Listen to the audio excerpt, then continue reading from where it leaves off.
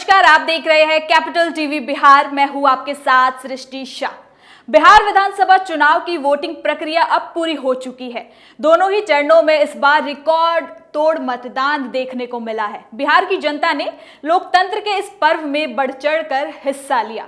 सबसे ज्यादा खास बात यह रही कि इस बार महिलाओं ने मतदान में पुरुषों से भी ज्यादा उत्साह देखने को मिला और ये पहली बार हुआ है जब महिलाओं की भागीदारी इतनी बड़ी संख्या में दर्ज की गई है।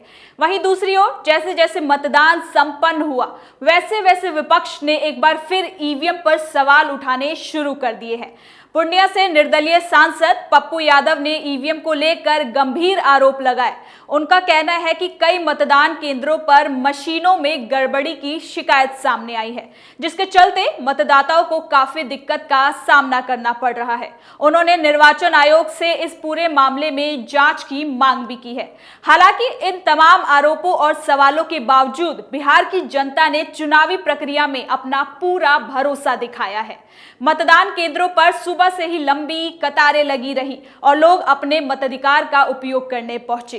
अब सबकी निगाहें चुनाव परिणाम पर टिकी हुई है, क्योंकि इतनी बड़ी संख्या में हुए मतदान ने यह संकेत जरूर दे दिया है कि इस बार मुकाबला कड़ा होने वाला है। चाहे विपक्ष ईवीएम को लेकर कितने भी सवाल उठाए, लेकिन जनता ने एक बार फिर यह साबित किया है कि लोकतंत्र की सबसे बड़ी ताकत उसकी जनता ही है। तो चलिए इस पूरी खबर को जरा विस्तार से जानते हैं। खत्म हुई वोटिंग प्रक्रिया, महिलाओं ने बढ़ चढ़कर किया मतदान, पप्पू यादव ने उठाए ईवीएम पर सवाल। बिहार विधानसभा चुनाव की वोटिंग प्रक्रिया अब पूरी हो चुकी है। पहले चरण में 121 विधानसभा सीटों पर मतदान हुए, तो वहीं दूसरे चरण में 20 जिलों की 122 सीटों पर वोटिंग संपन्न हुई। दोनों ही चरणों में इस बार बम्पर वोटिंग देखने को मिली है। बिहार की जनता ने लोकतंत्र के इस महापर्व में बढ़ चढ़कर हिस्सा लिया। अब सबकी निगाहें 14 नवंबर पर टिकी हुई है, जिस दिन ये तय होगा कि बिहार की सत्ता की बागडोर किसके हाथ में जाएगी और कौन बिहार का अगला मुख्यमंत्री बनेगा। लेकिन नतीजों से पहले ही विपक्ष ने एक बार फिर पुराना मुद्दा उठाया है और वो है ईवीएम। विपक्ष के कई नेताओं ने इस बार भी ईवीएम को लेकर आरोप प्रत्यारोप का सिलसिला शुरू कर दिया है। पूर्णिया से निर्दलीय सांसद पप्पू यादव ने मतदान के बाद मीडिया से बात करते हुए कहा कि कई मतदान केंद्रों पर मशीनें ठीक से काम नहीं कर रही है।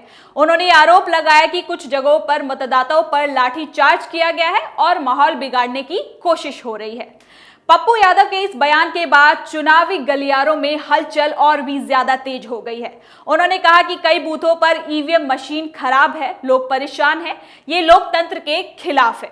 लेकिन बड़ा सवाल यही है कि क्या वास्तव में मशीनों में गड़बड़ी थी या फिर ये सिर्फ राजनीतिक भ्रम फैलाने की कोशिश है, क्योंकि वोटिंग के ठीक बाद इस तरह के बयान जनता के बीच एक गलत संदेश भेज सकते हैं। यही वजह है कि कई राजनीतिक जानकारों का मानना है कि यह विपक्ष की एक पुरानी रणनीति है।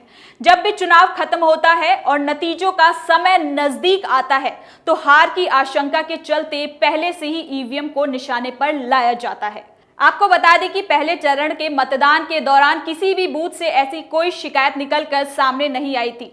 लगभग 65% से अधिक मतदान हुए, जो इस बात का प्रमाण है कि जनता ने किसी भी भ्रम या अफवाह में आए बिना अपने मताधिकार का उपयोग किया। पहले चरण में ना सिर्फ मतदान प्रतिशत बढ़ा, बल्कि ग्रामीण इलाकों से लेकर शहरी क्षेत्रों तक महिलाओं ने बढ़ चढ़कर वोट डाले।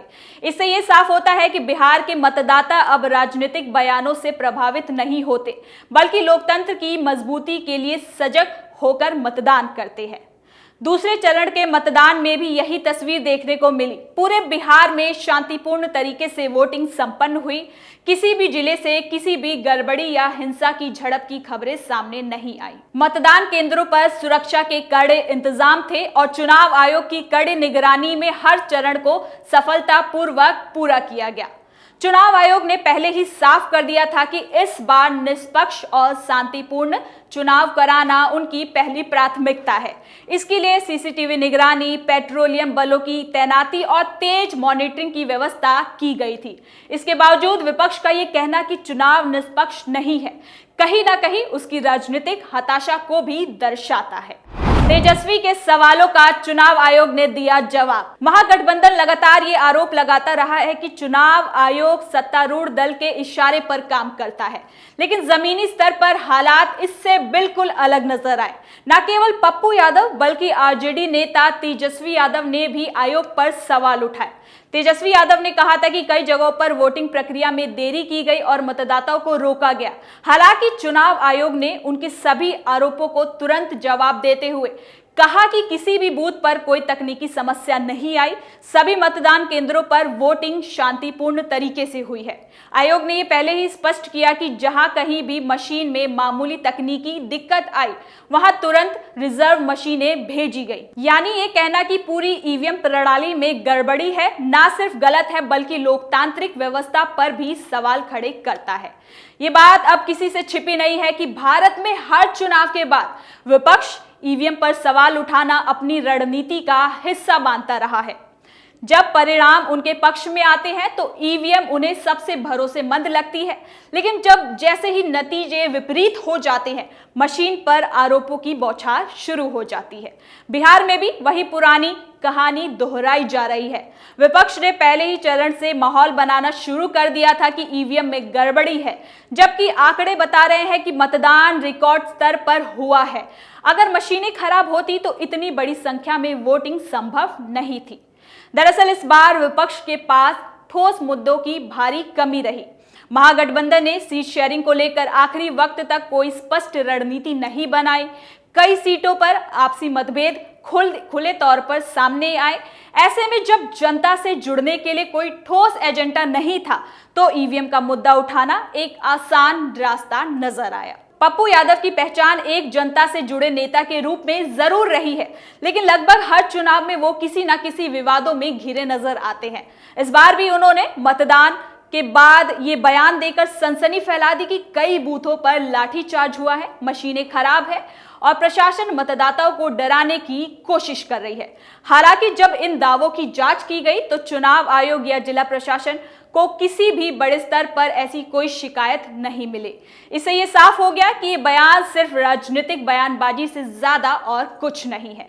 जानकारों का मानना है कि पप्पू यादव जैसे नेता इस तरह के बयानों के जरिए मीडिया में चर्चा बटोरने की कोशिश करते हैं, लेकिन अब जनता पहले से ज्यादा जागरूक हो चुकी है और ऐसे बयानों का असर उस पर नहीं पड़ता। इस चुनाव की सबसे बड़ी उपलब्धि यही रही कि महिलाओं ने ऐतिहासिक भागीदारी दिखाई। इस बार पहली बार ऐसा हुआ कि महिलाओं का मतदान प्रतिशत पुरुषों से अधिक दर्ज किया गया। इससे ये संकेत मिला कि बिहार की महिलाएं अब सिर्फ दर्शक नहीं बल्कि निर्णायक मतदाता बन चुकी हैं। कई मतदान केंद्रों पर महिलाओं की लंबी कतारें ये बता रही हैं कि बिहार की राजनीति अब पुराने समीकरणों के आगे बढ़ चुकी है। इस बार चुनाव आयोग ने पूरी पारदर्शिता और निष्पक्षता के साथ चुनाव संपन्न कराने का दावा किया है। मतदान केंद्रों से लेकर मतगणना स्थलों तक सुरक्षा और निगरानी की व्यापक व्यवस्था की गई। ईवीएम की जांच, सीलिंग और स्ट्रांग रूम की सुरक्षा तय मानकों के अनुसार की गई। आयोग के मुताबिक किसी भी जिले में ईवीएम में गड़बड़ी की बड़ी शिकायत नहीं आई है और जहां कहीं मामूली तकनीकी परेशानी आई, वहां तुरंत वैकल्पिक मशीनें उपलब्ध कराई गई हैं। आयोग का यह प्रबंध ये साबित करता है कि तकनीक का इस्तेमाल लोकतंत्र को मजबूत बना रहा है, ना कि कमजोर। अगर इस पूरे चुनाव को राजनीतिक दृष्टिकोण से देखा जाए तो ये साफ नजर आता है कि विपक्ष एक मजबूत वैकल्पिक एजेंडा देने में विफल रहा है। ना तो बेरोजगारी पर कोई ठोस योजना पेश की गई, ना विकास का स्पष्ट रोड मैप सामने आया। सीट शेयरिंग में देरी और आपसी मतभेदों ने विपक्ष की एकता पर गहरे सवाल उठाए हैं। ऐसे में जब जनता के सामने कोई ठोस विकल्प नहीं था तो उसका झुकाव स्थिरता की ओर होना स्वाभाविक था।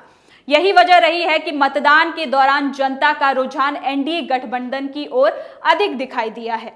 अब जबकि मतदान प्रक्रिया पूरी हो चुकी है, सभी की निगाहें 14 नवंबर टिकी हुई हैं। उसी दिन ये साफ होगा कि बिहार की जनता ने किस पर भरोसा जताया है, एनडीए पर, महागठबंधन पर या फिर किसी तीसरे मोर्चे पर।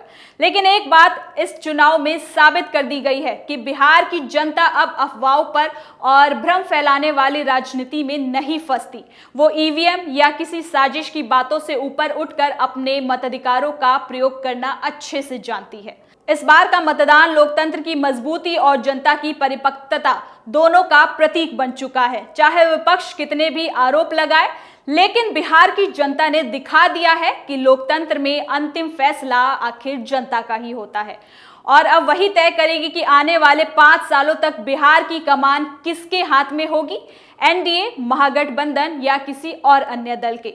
तो फिलहाल के लिए इस खबर में इतना ही। देखते रहिए कैपिटल टीवी बिहार।